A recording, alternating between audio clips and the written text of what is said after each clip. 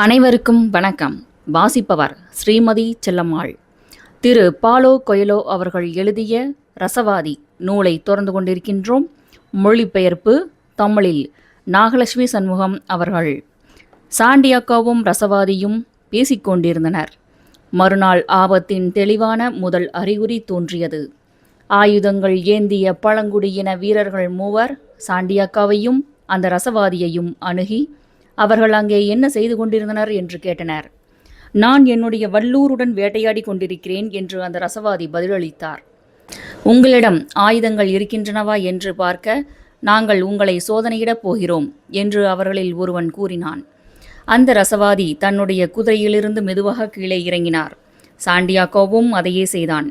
சாண்டியாகோவின் பையை சோதனையிட்ட ஒருவன், நீ ஏன் பணத்தை சுமந்து திரிகிறாய் என்று கேட்டான்.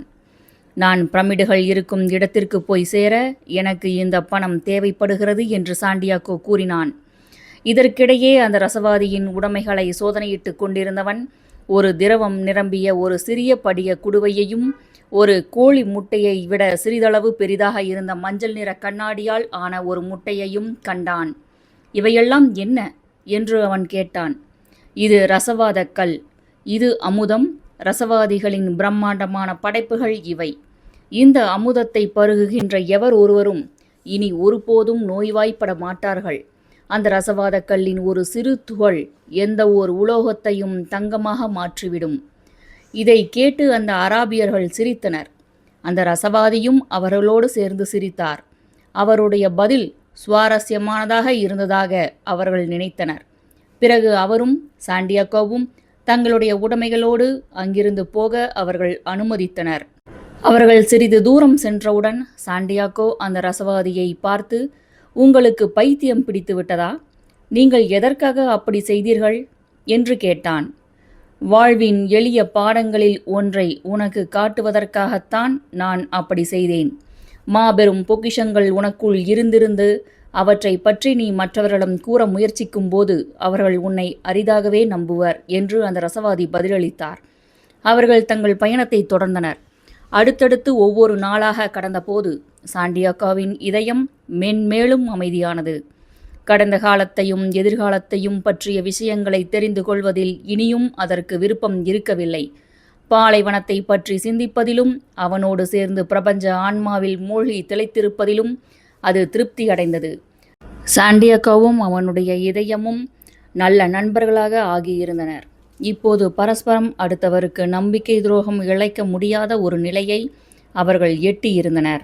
சாண்டியாகோவின் இதயம் அவனிடம் பேசியபோது அது அவனுக்கு ஒரு தூண்டுதலையும் வலிமையையும் கொடுப்பதற்காகவே பேசியது.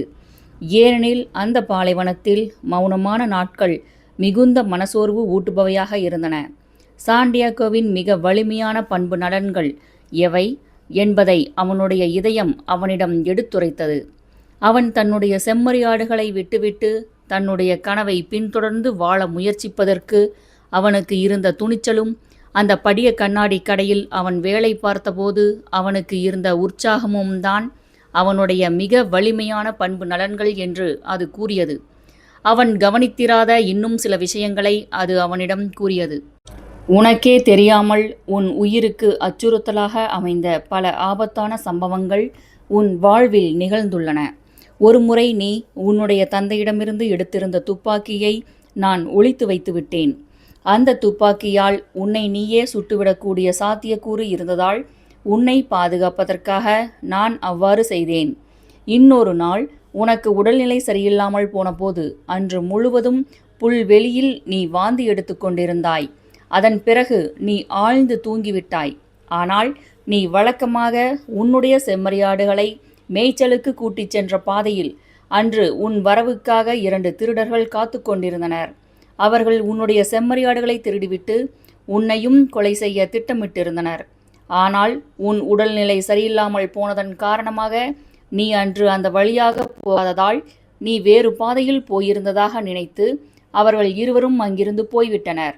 ஒருவனின் இதயம் எப்போதும் அவனுக்கு உதவுகிறதா என்று சாண்டியாகோ அந்த ரசவாதியிடம் கேட்டான். பெரும்பாலும் தங்களுடைய கனவுகளை நனவாக்க முயற்சித்துக் கொண்டிருக்கின்ற நபர்களுடைய இதயங்கள்தான் அவ்வாறு உதவுகின்றன. ஆனால் அவை குழந்தைகளுக்கும் குடிகாரர்களுக்கும் முதியோருக்கும் கூட உதவுகின்றன. அப்படியானால் நான் ஒருபோதும் ஆபத்தில் சிக்கிக்கொள்ள மாட்டேன் என்று அர்த்தமா? இதயத்தால் என்ன செய்ய முடியுமோ அதை அது நிச்சயமாக செய்யும் என்பதுதான் அதன் பொருள் என்று அந்த ரசவாதி கூறினார். ஒரு நாள் மதிய வேளையில் ஒரு பழங்குடியின கூட்டத்தின் முகாமை அவர்கள் கடந்தனர். அந்த முகாமின் ஒவ்வொரு மூலையிலும் அழகான வெண்ணிற அங்கிகளை அணிந்திருந்த அராபியர்கள் தங்கள் கைகளில் ஆயுதங்களுடன் தயாராக நின்றனர். அந்த பழங்குடியினர் ஹூக்காக்களை புகைத்து கொண்டும் சண்டை களத்திலிருந்து கதைகளை பரிமாறிக்கொண்டும் இருந்தனர். அவ்விரு வழிப்போக்கர்கள் மீது யாரும் கவனம் செலுத்தவில்லை. சாண்டியாக்கோவும் அந்த ரசவாதியும் அந்த முகாமை கடந்து வந்திருந்த போது நமக்கு எந்த ஆபத்தும் இல்லை என்று சாண்டியாக்கோ கூறினான். இதை கேட்டதும் அவர் கோபத்துடன், உன் இதயத்தில் நம்பிக்கை கொள், ஆனால் நீ ஒரு பாலைவனத்தில் இருப்பதை ஒருபோதும் மறந்துவிடாதே. மக்கள் ஒருவரோடு ஒருவர் சண்டையிட்டு கொண்டிருக்கும் போது சண்டையின் அலறல்களை பிரபஞ்ச ஆன்மாவால் கேட்க முடியும். இந்த பூமியில் உள்ள அனைத்து விஷயங்களின் பின் விளைவுகளால் துன்புறுவதிலிருந்து யாராலும் தப்ப முடியாது என்று கூறினார். அப்போது அந்த ரசவாதியின் கூற்று சரி என்பதை அந்த பாலைவனம் நிரூபிக்க விரும்பியது போல அவர்களுக்கு பின்னால் இருந்து 2 பேர் குதிரைகளில் வந்து அவர்கள் முன் நின்றனர். அவர்களில் ஒருவன், நீங்கள் இதற்கு மேல் எங்கும் போக முடியாது, பழங்குடியினர் சண்டையில் ஈடுபட்டிருக்கின்ற பகுதியில் நீங்கள் இருக்கிறீர்கள் என்று கூறினான். அந்த ரசவாதி அந்த குதிரை வீரர்களுடைய கண்களை நேருக்கு நேர் பார்த்து, நாங்கள் அதிக தூரம் போகப் போவதில்லை என்று பதிலளித்தார். அவர்கள் ஒரு கணம் அமைதியாக இருந்தனர்.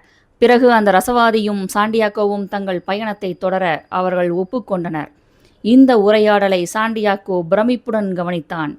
அவன் அந்த ரசவாதியிடம், நீங்கள் அந்த குதிரை வீரர்களை பார்த்த விதத்தை கொண்டு அவர்கள் மீது ஆதிக்கம் செலுத்திவிட்டீர்கள் என்று கூறினான். உன் கண்கள் உன்னுடைய ஆன்மாவின் வலிமையை வெளிப்படுத்துகின்றன என்று அவர் பதிலளித்தார். அது உண்மைதான் என்று அவன் நினைத்து கொண்டான். அவர்கள் இருவரும் சற்று முன் கடந்து வந்திருந்த முகாமில் ஆயுதங்களுடன் இருந்த ஏராளமானோரில் ஒரே ஒரு வீரன் மட்டும் தங்கள் இருவரையும் நெடுநேரம் வெறித்து பார்த்து கொண்டிருந்ததை சாண்டியாக்கோ கவனித்திருந்தான். அந்த வீரன் வெகு தூரத்தில் இருந்திருந்ததால் அவனுடைய முகம் சாண்டியாக்கோவிற்கு தெளிவாக தெரியவில்லை. ஆனால் அவன் தங்களை பார்த்து கொண்டிருந்தான் என்பதில் மட்டும் சாண்டியாக்கோ உறுதியாக இருந்தான். இறுதியில் அந்த ஒட்டுமொத்த தொடுவானம் நெடுகிலும் நீண்டிருந்த அந்த மலைத்தொடரை அவர்கள் கடந்து வந்திருந்த போது பிரமிடுகளை சென்றடைவதற்கு இன்னும் 2 நாட்கள் மட்டுமே இருந்ததாக அந்த ரசவாதி கூறினார். விரைவில் நாம் இருவரும் நம்முடைய சொந்த வழிகளில் பிரிந்து போகவிருப்பதால் ரசவாதத்தை பற்றி இப்போது எனக்கு கற்றுக் கொடுங்கள் என்று சாண்டியாக்கோ கேட்டான். ரசவாதத்தை பற்றி ஏற்கனவே உனக்கு தெரியும். பிரபஞ்ச ஆன்மாவிற்குள் ஊடுருவி உனக்காக ஒதுக்கி வைக்கப்பட்டுள்ள புதையலை கண்டுபிடிப்பதை பற்றியது அது. நான் அதை பற்றி கேட்கவில்லை. ஈயத்தை தங்கமாக மாற்றுவதை பற்றித்தான் நான் பேசிக் கொண்டிருக்கிறேன். அந்த பாலைவனத்தைப் போலவே அந்த ரசவாதியும் அமைதியானார். பிறகு உணவருந்துவதற்காக அவர்கள் ஓரிடத்தில் இளைப்பாறிய போது அவர் அந்த கேள்விக்கு பதிலளித்தார். பிரபஞ்சத்தில் உள்ள எல்லாமே பரிணாம வளர்ச்சி அடைந்ததுதான். அறிவார்ந்த மனிதர்களை பொறுத்தவரை தங்கம் என்பது மிக அதிகமாக பரிணாம வளர்ச்சி அடைந்துள்ள ஒரு உலோகம் மட்டுமே. அதற்கான காரணத்தை என்னிடம் கேட்காதே, அது எனக்கு தெரியாது. பாரம்பரியம் எப்போதும் சரியாகவே கூறுகிறது என்பது மட்டும்தான் எனக்கு தெரியும். அறிவார்ந்தவர்களின் வார்த்தைகளை மக்கள் ஒருபோதும் புரிந்து கொண்டதில்லை. எனவே தங்கம் பரிணாம வளர்ச்சியின் ஓர் அடையாள சின்னமாக பார்க்கப்படுவதற்கு பதிலாக சண்டைக்கான அடித்தளமாக ஆகிவிட்டது. விஷயங்கள் பல மொழிகளை பேசுகின்றன என்று கூறிய சாண்டியாக்கோ, ஒரு காலகட்டத்தில் ஓர் ஒட்டகத்தின் முனகலை வெறுமனே ஒரு முனகலாக மட்டுமே நான் பார்த்தேன். பிறகு அது ஆபத்தை உணர்த்திய ஒரு சமிக்கையாக ஆனது. இறுதியில் அது மீண்டும் வெறும் முனகலாக ஆகிவிட்டது என்று விளக்கினான். ஆனால் இவ்விஷயங்கள் அனைத்தும் அந்த ரசவாதிக்கு ஏற்கனவே தெரிந்திருக்கக்கூடும் என்று நினைத்த அவன் உடனடியாக தன்னுடைய பேச்சை நிறுத்திவிட்டான். உண்மையான ரசவாதிகளை எனக்கு தெரியும் என்று அந்த ரசவாதி தன் விளக்கத்தை தொடர்ந்தார். அவர்கள் தங்களை தங்களுடைய பரிசோதனை கூடங்களில் பூட்டிக்கொண்டு தங்கம் பரிணாம வளர்ச்சி அடைந்ததைப் போலவே தாங்களும் படிப்படியாக வளர முயற்சித்தனர். பிறகு அவர்கள் அந்த ரசவாத கல்லை கண்டுபிடித்தனர். ஏனெனில் ஏதோ ஒன்று படிப்படியாக வளர்ச்சியடையும் போது அதை சுற்றி இருக்கின்ற அனைத்துமே படிப்படியாக வளர்ச்சி அடைகிறது என்பதை அவர்கள் புரிந்து கொண்டனர். மற்றவர்கள் அந்த கல்லை தற்செயலாக கண்டுபிடித்தனர். அவர்களிடம் ஏற்கனவே அந்த பரிசு இருந்தது. மற்றவர்களுடைய ஆன்மாக்களை விட அவர்களுடைய ஆன்மாக்கள் அப்படிப்பட்ட விஷயங்களுக்கு அதிக தயாராக இருந்தன. ஆனால் அவர்களை கணக்கில் எடுத்துக்கொள்ள முடியாது. ஏனெனில் அப்படிப்பட்டோர் அரிதாகவே உள்ளனர். வேறு சிலர் தங்கத்தின் மீது மட்டுமே ஆர்வம் கொண்டிருந்தனர். அவர்கள் அந்த இரகசியத்தை ஒருபோதும் கண்டுபிடிக்கவில்லை. ஈயம், தாமிரம், இரும்பு ஆகிய ஒவ்வொன்றிற்கும் ஒரு தனித்துவமான நோக்கம் இருக்கிறது என்பதை அவர்கள் மறந்துவிட்டனர். இன்னொரு பொருளின் பிறவி நோக்கத்துடன் குறிப்பிடுகின்ற எவர் ஒருவரும் தங்களுடைய சொந்த நோக்கத்தை ஒருபோதும் கண்டுபிடிக்க மாட்டார்கள். அந்த ரசவாதியின் வார்த்தைகள் ஒரு சாபம் போல எதிரொலித்தன. அவர் கீழே குனிந்து நிலத்திலிருந்து சங்கு ஒன்றை எடுத்தார். இந்த பாலைவனம் ஒரு காலத்தில் ஒரு கடலாக இருந்தது என்று அவர் கூறினார். நான் அதை கவனித்தேன் என்று சாண்டியாகோ பதிலளித்தான். அந்த சங்கை அவனுடைய காதின் அருகே வைக்கும்படி அந்த ரசவாதி அவனிடம் கூறினார். சாண்டியாகோ சிறுவனாக இருந்த சமயத்தில் பல முறை அதை செய்திருந்தான். கடலின் ஒளியை அதில் கேட்டிருந்தான். கடல் இந்த சங்கில் வாழ்ந்துள்ளது, ஏனெனில் அதுதான் அதன் பிறவி நோக்கம். இந்த பாலைவனம் மீண்டும் நீரால் மூடப்படும் வரை அது தொடர்ந்து அந்த நோக்கத்தை நிறைவேற்றிக் கொண்டே இருக்கும். அவர்கள் இருவரும் தங்களுடைய குதிரைகள் மீது ஏறி எகிப்தில் பிரமிடுகள் இருந்த திசையை நோக்கி பயணித்தனர். சூரியன் மறைந்து கொண்டிருந்தது. அப்போது சாண்டியாகோவின் இதயம் ஆபத்திற்கான ஒரு சமிக்கையை கொடுத்தது. பிரம்மாண்டமான மணல் குன்றுகள் அவர்களை சூழ்ந்திருந்தன. அந்த ரசவாதி எதையேனும் உணர்ந்திருந்தாரா என்பதை தெரிந்து கொள்வதற்காக அவன் அவரை பார்த்தான். ஆனால் அவர் எந்த ஆபத்தையும் உணராதவர் போல காணப்பட்டார். 5 நிமிடங்களுக்குப் பிறகு 2 குதிரை வீரர்கள் தங்களுக்கு முன்னால் சிறிது தூரத்தில் காத்து கொண்டிருந்ததை சாண்டியாகோ பார்த்தான். அவன் அந்த ரசவாதியிடம் அதை பற்றி கூற எத்தனைத்த நேரத்தில் அந்த 2 குதிரை வீரர்கள் இருந்த இடத்தில் இப்போது 10 பேர் தோன்றியிருந்தனர். பிறகு 100 பேர் தோன்றினர். அதன் பிறகு அந்த மணற்குன்றுகளில் எல்லா இடங்களிலும் அவர்கள் நிறைந்திருந்தனர். பழங்குடியினத்தை சேர்ந்த அவர்கள் நீல வண்ண ஆடை அணிந்திருந்தனர். அவர்கள் தங்களுடைய தலைப்பாகையை சுற்றி கருப்பு வளையங்களை அணிந்திருந்தனர். நீல வண்ண முகத்திரைகள் அவர்களுடைய முகங்களை மறைத்திருந்தன. அவர்களுடைய கண்கள் மட்டுமே வெளியே தெரிந்தன. தூரத்திலிருந்து பார்த்தபோது கூட அவர்களுடைய கண்கள் அவர்களுடைய ஆன்மாக்களின் வலிமையை வெளிப்படுத்தின. அதே கண்கள் மரணத்தையும் அறிவித்தன. அவர்கள் சாண்டியாகோவையும் அந்த ரசவாதியையும் அருகில் இருந்த ஒரு இராணுவ முகாமுக்கு கூட்டிச் சென்றனர். ஒரு வீரன் அவர்கள் இருவரையும் ஒரு கூடாரத்திற்குள் தள்ளினான். அங்கு அவ்வீரர்களின் தலைவர் தன் அதிகாரிகளுடன் ஒரு சந்திப்பு கூட்டத்தை நடத்தி கொண்டிருந்தார். இவர்கள்தாம் அந்த உளவாளிகள் என்று ஒருவன் கூறினான். நாங்கள் வெறும் வழிப்போக்கர்கள் என்று அந்த ரசவாதி பதிலளித்தார். 3 நாட்களுக்கு முன்பு எங்களுடைய எதிரியின் முகாமில் உங்களை எங்கள் வீரர்கள் பார்த்தனர். அங்கு நீங்கள் யாரோ ஒரு வீரனிடம் பேசிக் கொண்டிருந்தீர்கள். நான் வெறுமனே பாலைவனத்தை சுற்றி திரிகின்றவன். விண்மீன்களை பற்றி அறிந்தவன் நான். படைகளை பற்றியோ அல்லது பழங்குடியினரின் நடமாட்டத்தை பற்றியோ எனக்கு எதுவும் தெரியாது என்று கூறிய அந்த ரசவாதி சாண்டியாகோவை சுட்டிக்காட்டி, என்னுடைய நண்பனான இவனுக்கு நான் ஒரு வழிகாட்டியாக இருந்து வந்துள்ளேன், அவ்வளவுதான் என்று கூறினார். உன்னுடைய நண்பன் என்ன செய்கிறான் என்று அந்த தலைவர் கேட்டார். அவன் ஒரு ரசவாதி என்று அந்த ரசவாதி பதிலளித்துவிட்டு, இயற்கையின் ஆற்றல்கள் இவனுக்கு புரியும். இவன் தன்னுடைய அசாதாரணமான சக்திகளை உங்களிடம் காட்ட விரும்புகிறான் என்று கூறினார். சாண்டியாகோ இந்த உரையாடலை கவனமாகவும் பயத்தோடும் செவிமடுத்தான். ஓர் அந்நியனுக்கு இங்கே என்ன வேலை என்று இன்னொரு பழங்குடி வீரன் கேட்டான்.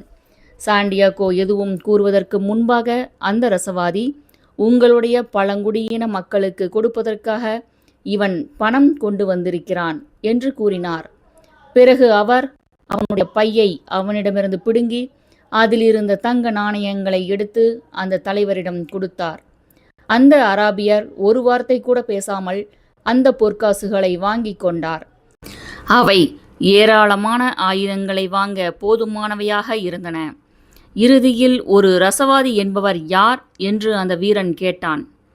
இயற்கையையும் இவ்வுலகத்தையும் புரிந்து கொள்கின்ற ஒரு மனிதர் அவர். அவர் விரும்பினால் வெறுமனே காற்றின் ஆற்றலை கொண்டு இந்த முகாமை அவரால் அழித்துவிட முடியும். இதை கேட்டு அங்கிருந்த எல்லோரும் சிரித்தனர். போரினால் ஏற்படும் அழிவுகளுக்கு அவர்கள் பழக்கப்பட்டிருந்தனர். மேலும் காற்று தங்களை கொல்லாது என்பதையும் அவர்கள் அறிந்திருந்தனர். ஆனாலும் தங்கள் அனைவருடைய இதயமும் சற்று வேகமாக துடித்ததை அந்த பழங்குடியின வீரர்கள் உணர்ந்தனர். அவர்கள் பாலைவனத்துப் பிறவிகளாக இருந்ததால் மந்திரவாதிகள் குறித்து அவர்கள் பயந்தனர். அவன் அதை செய்வதை நான் பார்க்க வேண்டும் என்று அந்த பழங்குடியின தலைவர் கூறினார். அவனுக்கு 3 நாட்கள் தேவை. அவன் தன்னுடைய சக்திகளை வெளிக்காட்டுவதற்காக தன்னை காற்றாக மாற்றிக்கொள்ளப் போகிறான். அவனால் அதை செய்ய முடியாமல் போனால் உங்களுடைய பழங்குடியின் கௌரவத்திற்காக நாங்கள் பணிவோடு எங்கள் உயிர்களை உங்களுக்கு அர்ப்பணிக்கிறோம் என்று அந்த ரசவாதி கூறினார். ஏற்கனவே என்னுடையதாக ஆகியுள்ள ஒன்றை நீ எனக்கு கொடுக்க முடியாது என்று அந்த தலைவர் ஆணவத்தோடு பதிலளித்தார். ஆனாலும் அவர் அந்த வழிப்போக்கர்களுக்கு 3 நாட்கள் அவகாசம் கொடுத்தார். சாண்டியாகோ பயத்தால் நடுங்கினான். ஆனால் அந்த ரசவாதி அவனை அந்த கூடாரத்திற்கு வெளியே அழைத்து வந்தார். நீ பயந்து போயிருப்பதை அவர்கள் பார்க்க அனுமதித்து விடாதே. அவர்கள் துணிச்சலான வீரர்கள். கோழைகளை அவர்களுக்கு பிடிக்காது என்று அந்த ரசவாதி கூறினார். ஆனால் சாண்டியாகோவால் பேசக்கூட முடியவில்லை. அவர்கள் அந்த முகாமின் மைய பகுதிக்கு வந்த பிறகுதான் அவனால் தன் வாயை திறக்க முடிந்தது. அவர்களை கைது செய்ய வேண்டிய தேவை அந்த அராபியர்களுக்கு இருக்கவில்லை. எனவே அவர்களுடைய குதிரைகளை மட்டும் அந்த அராபியர்கள் அவர்களிடமிருந்து பறிமுதல் செய்தனர். ஆக இவ்வுலகம் தன்னுடைய பல மொழிகளை மீண்டும் வெளிப்படுத்தியிருந்தது. ஒரு சில கணங்களுக்கு முன்பு வரை இந்த பாலைவனம் முடிவற்றதாகவும் சுதந்திரமானதாகவும் இருந்திருந்தது. ஆனால் இப்போது யாராலும் ஊடுருவ முடியாத ஒரு சுவராக அது ஆகியிருந்தது. என்னிடம் இருந்த எல்லாவற்றையும் நீங்கள் அவர்களுக்கு கொடுத்து விட்டீர்கள். நான் என் ஒட்டுமொத்த வாழ்வில் சேமித்திருந்த அத்தனையையும் நீங்கள் அள்ளி கொடுத்து விட்டீர்கள் என்று சாண்டியாகோ புலம்பினான். நீ சாக வேண்டியிருந்தால் உன்னுடைய உடைமைகள் உனக்கு எந்த விதத்தில் பயன்படும் சாண்டியாகோ? உன்னுடைய பணம் 3 நாட்களுக்கு நம்மை காப்பாற்றியிருக்கிறது. பணம் ஒருவருடைய உயிரை காப்பது அவ்வளவு அடிக்கடி நிகழக்கூடிய ஒன்றல்ல என்று அந்த ரசவாதி கூறினார். ஆனால் அறிவார்ந்த வார்த்தைகளை கவனமாக கேட்க முடியாத அளவுக்கு சாண்டியாகோ மிகவும் பயந்து போயிருந்தான். நான் எப்படி என்னை காற்றாக மாற்றப் போகிறேன்? நான் ஒன்றும் ஒரு ரசவாதி அல்லவே என்று அவன் தனக்குத்தானே பேசிக்கொண்டான்.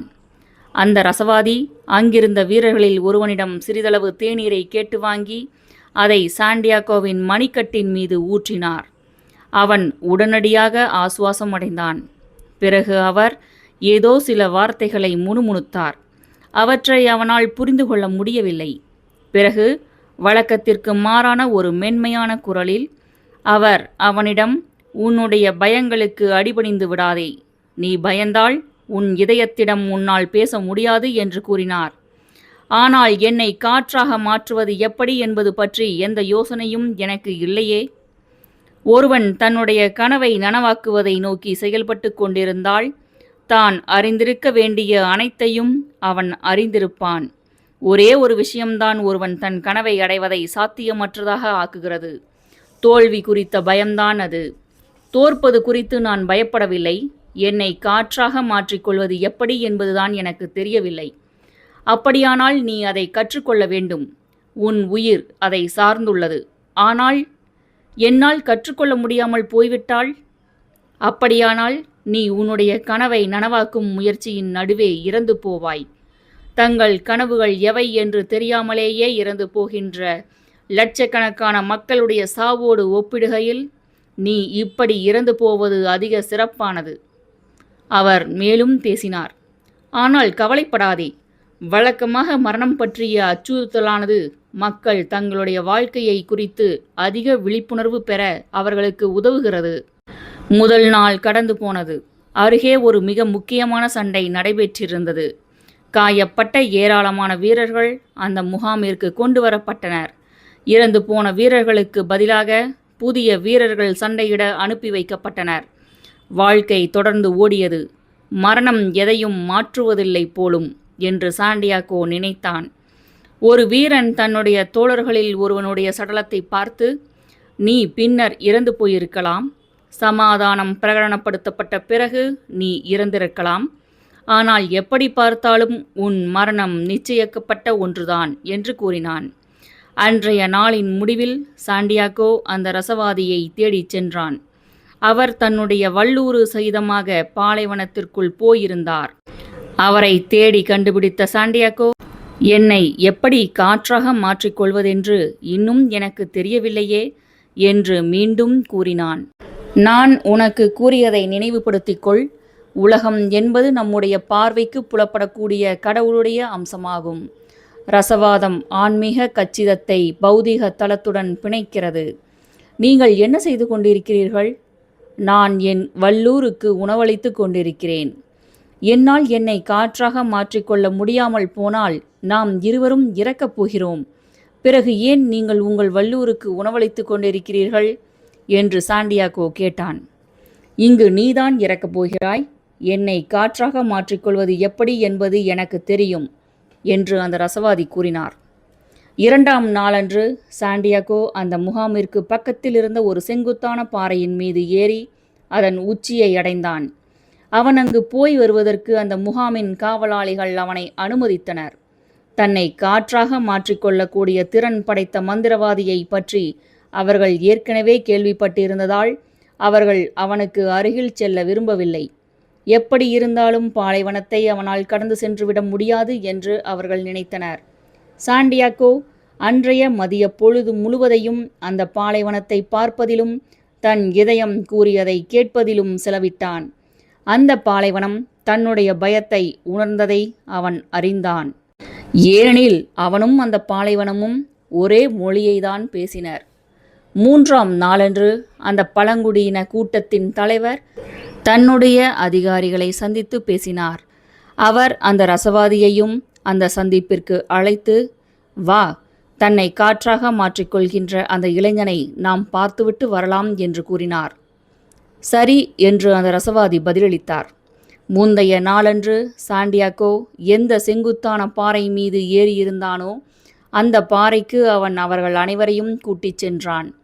பிறகு கீழே அமர்ந்து கொள்ளும்படி அவன் அவர்களிடம் கூறினான். நான் காற்றாக மாறுவதற்கு சிறிது நேரமாகும் என்று அவன் தெரிவித்தான்.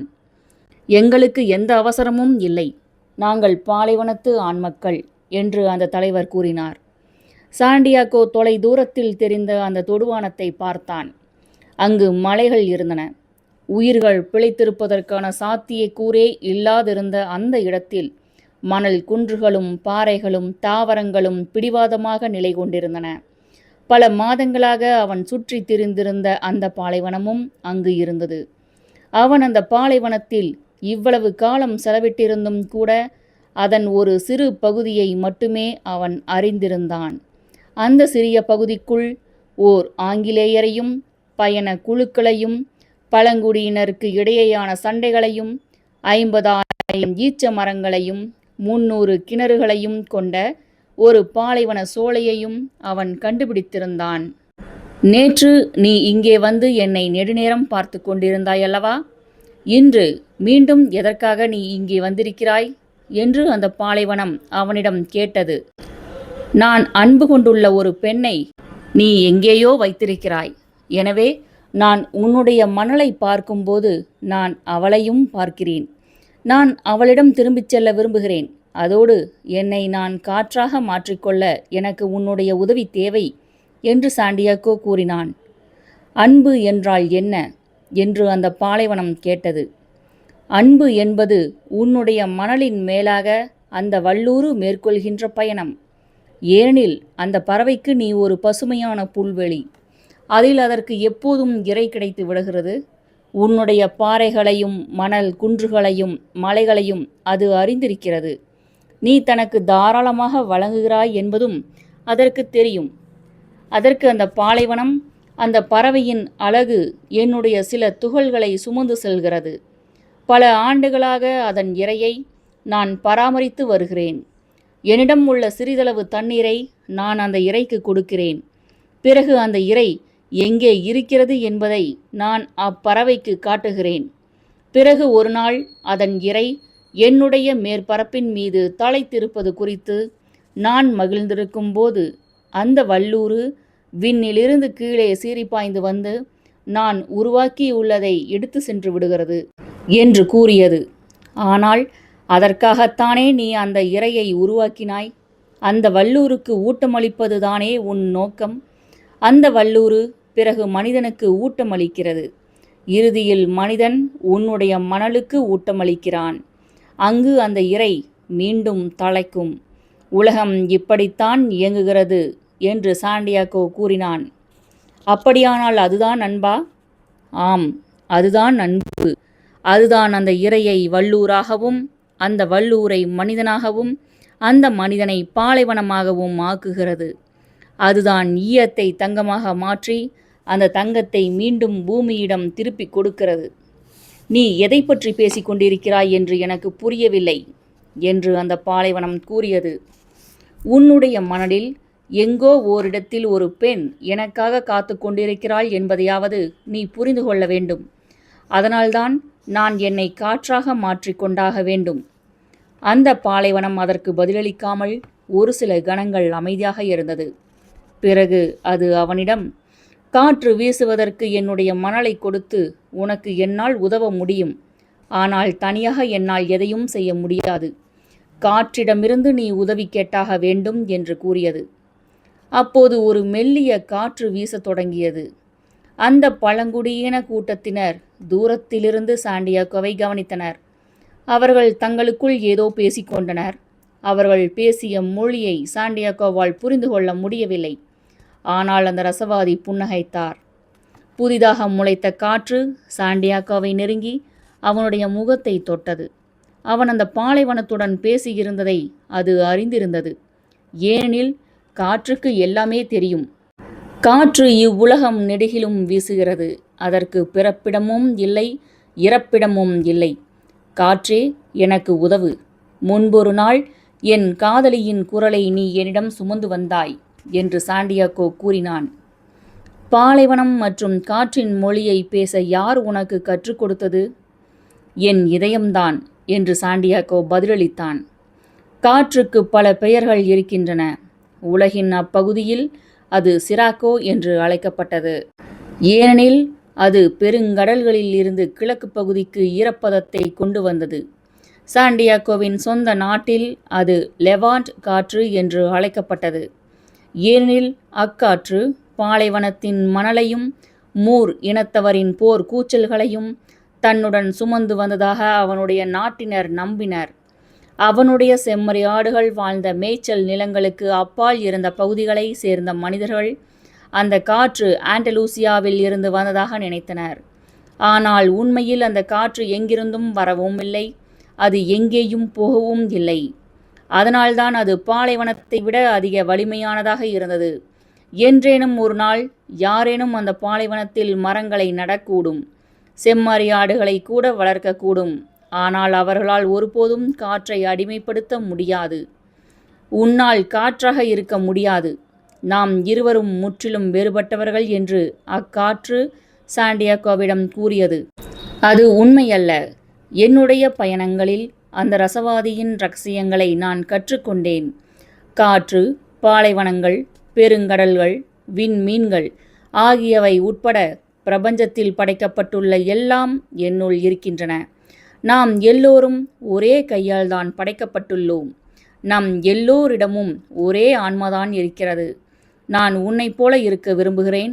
உலகின் ஒவ்வொரு மூலையையும் நான் சென்றடைய விரும்புகிறேன். கடல்களை கடக்க விரும்புகிறேன். என்னுடைய புதைகளை மூடியுள்ள மணல் குவியல்களை நான் ஊதித்தள்ள விரும்புகிறேன். நான் நேசிக்கின்ற பெண்ணின் குரலை நான் சுமக்க விரும்புகிறேன் என்று சாண்டியாகோ கூறினான். அன்றொரு நாள் நீயும் அந்த ரசவாதியும் பேசிக்கொண்டிருந்ததை நான் கேட்டேன். எல்லாவற்றுக்கும் அதனதன் சொந்த நோக்கம் இருப்பதாக அவர் கூறினார். ஆனால் மக்களால் தங்களை ஒருபோதும் காற்றாக உருமாற்றிக் கொள்ள முடியாது என்று அந்த காற்று கூறியது. ஒரு சில கணங்கள் காற்றாக இருக்க எனக்கு கற்றுக்கொடு. நான் காற்றாக மாறினால் மக்கள் மற்றும் காற்றின் எல்லையில்லா சாத்தியக்கூறுகளை பற்றி நீயும் நானும் பேசலாம். அவன் கூறியது அந்த காற்றின் ஆர்வத்தை தூண்டியது. இதற்கு முன்பு ஒருபோதும் இவ்வாறு நிகழ்ந்திருக்கவில்லை. அந்த காற்று அவ்விஷயங்களை பற்றி பேச விரும்பியது. ஆனால் ஒரு மனிதனை காற்றாக மாற்றுவது எப்படி என்பதை அது அறிந்திருக்கவில்லை. அது ஏற்கனவே பல விஷயங்களை செய்ய கற்றுக்கொண்டிருந்தது. அது பாலைவனங்களை உருவாக்கியது, கப்பல்களை மூழ்கடித்தது, ஒட்டுமொத்த காடுகளையும் கீழே சாய்த்தது. இசையும் வினோதமான சத்தங்களும் நிரம்பிய நகரங்களின் ஊடாக வீசியது. தனக்கு எந்த எல்லையும் இல்லை என்று அது நினைத்தது. ஆனால் தன்னால் இன்னும் பல்வேறு விஷயங்களை செய்ய முடியும் என்று இந்த இளைஞன் கூறிக்கொண்டிருந்தானே என்று அது யோசித்தது. அது தன்னுடைய கோரிக்கையை ஒப்புக்கொள்ளும் நிலையை நெருங்கிக் கொண்டிருந்ததை கண்ட சாண்டியாகோ, இதைத்தான் நாங்கள் அன்பு என்று அழைக்கிறோம். உன் மீது அன்பு செலுத்தப்படும் போது படைப்பு தொடர்பான எதை வேண்டுமானாலும் உன்னால் செய்ய முடியும். உன் மீது அன்பு செலுத்தப்படும் போது என்ன நிகழ்ந்து கொண்டிருக்கிறது என்பதை புரிந்து கொள்ள வேண்டிய தேவை இருப்பதில்லை. ஏனெனில் எல்லாமே உனக்குள் தான் நிகழ்கிறது. மனிதர்களாலும் தங்களை காற்றாக உருமாற்றிக்கொள்ள முடியும். ஆனால் அதற்கு அந்த காற்றின் உதவி தேவை என்று கூறினான். காற்று எப்போதும் கர்வம் கொண்டிருந்த ஒன்றாக இருந்தது. எனவே சாண்டியாகோ கூறிக்கொண்டிருந்தவற்றை கேட்டு அது எரிச்சல் அடைந்தது. அது சற்று கடுமையாக வீசத் தொடங்கியதில் அந்த பாலைவனத்து மணல் உயர்ந்தது. ஆனால் இறுதியில் தான் இவ்வுலகம் முழுவதையும் சுற்றி வந்தாலும் கூட ஒரு மனிதனை எப்படி காற்றாக மாற்றுவது என்பது தனக்கு தெரியவில்லை என்பதை அது ஒப்புக்கொண்டாக வேண்டியிருந்தது. அன்பை பற்றி அதற்கு எதுவுமே தெரிந்திருக்கவில்லை. உலகை சுற்றி நான் மேற்கொண்ட பயணங்களில் மக்கள் அன்பை பற்றி பேசிவிட்டு வானத்தை நோக்கி பார்ப்பதை நான் அடிக்கடி பார்த்திருக்கிறேன். எனவே நீ சொர்க்கத்திடம் கேட்பது நல்லது என்று அக்காற்று கூறியது. தன்னுடைய சொந்த குறைபாடுகளை ஒப்புக்கொள்ள வேண்டியிருந்தது குறித்து அது கோபம் கொண்டது. அப்படியானால் அதை செய்ய எனக்கு உதவு. இந்த இடத்தில் ஒரு வலிமையான மணல் புயலை உருவாக்கி அந்த சூரியனை மறைத்துவிடு. அப்போது என் பார்வை பறிபோகாமல் சொர்க்கத்தை என்னால் நிமிர்ந்து பார்க்க முடியும் என்று சாண்டியாகோ கூறினான். எனவே அந்த காற்று தன்னுடைய முழு வலிமையுடன் வீசியது. இதனால் வானம் முழுவதும் மணலால் நிரம்பியது. சூரியன் இப்போது ஒரு தங்க வட்டாக மாறியிருந்தது. அந்த பழங்குடியினரின் முகாமில் யாராலும் எதையும் பார்க்க முடியவில்லை. பாலைவனத்து ஆண்களுக்கு அக்காற்று ஏற்கனவே பரிச்சயமாகி இருந்தது. அவர்கள் அதை சிமூம் என்று அழைத்தனர். அது கடலில் ஏற்படும் ஒரு புயலை விட அதிக மோசமானதாக இருந்தது. அவர்களுடைய குதிரைகள் கனைத்தன. அவர்களுடைய ஆயுதங்கள் அனைத்தும் மணலால் நிரம்பின. இதற்கிடையே அந்த செங்குத்தான பாறை மீது இருந்த தளபதிகளில் ஒருவர் தன்னுடைய தலைவரிடம் திரும்பி, நாம் இதை நிறுத்திக் கொள்வது நல்லது என்று நினைக்கிறேன் என்று கூறினார். சாண்டியாகோவை அவர்களால் பார்க்க முடியவில்லை. அவர்களுடைய முகங்களை நீல வண்ண முகமூடிகள் மூடியிருந்தன. அவர்களுடைய கண்களில் பயம் வெளிப்படையாக தெரிந்தது. நாம் இதை நிறுத்திவிடலாம் என்று இன்னொரு தளபதியும் கூறினார். ஆனால் அத்தலைவர் மரியாதையோடு, நான் அல்லாவின் மகத்துவத்தை பார்க்க விரும்புகிறேன். ஒரு மனிதன் எப்படி தன்னை காற்றாக மாற்றுகிறான் என்பதை நான் பார்க்க விரும்புகிறேன் என்று கூறினார். நூலின் இப்பகுதி இத்துடன் நிறைவடைகிறது. நூலின் அத்தியாயங்களை தொடர்ந்து கேட்க ஸ்ரீமதி செல்லம்மாள் வலையொலி அலைவரிசையை பதிவு செய்யுங்கள். ஸ்ரீமதி செல்லம்மாள் தொடர்வாள். நன்றி, வணக்கம்.